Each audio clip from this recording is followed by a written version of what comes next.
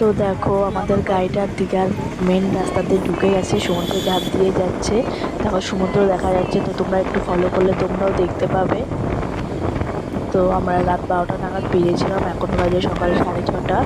তো আমাদের গাড়িটা এখানে এক্ষুনি দাঁড়াবে, দাঁড়ানোর পর আমরা তোমাদের সমুদ্রটাকে দেখাবো।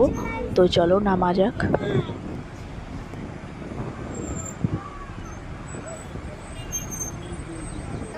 তো এই দেখো ফাইনালি আমরা সবাই চলে এসেছি, দীঘায় পৌঁছে গেছি। তো এই দেখো সমুদ্র দেখা যাচ্ছে। আমার মেয়ে মানে তোমাদের অনেকটা দেখো নেমে গেছে সমুদ্রের মধ্যে, সমুদ্রের ঢেউ দেখতে ওর দাদুর সাথে। তো এই দেখো দাঁড়িয়ে দাঁড়িয়ে সমুদ্রের ঢেউ দেখছে।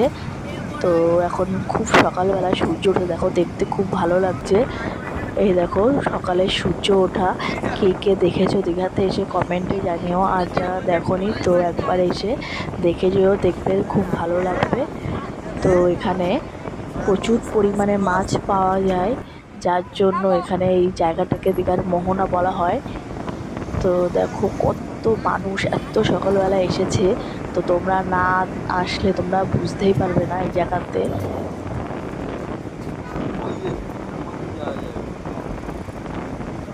এ মোহনা, এটা মোহনা।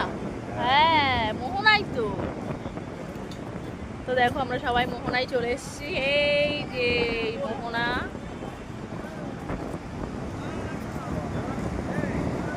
তো আমরা ফাইনালি মোহনায় পৌঁছে গেছি।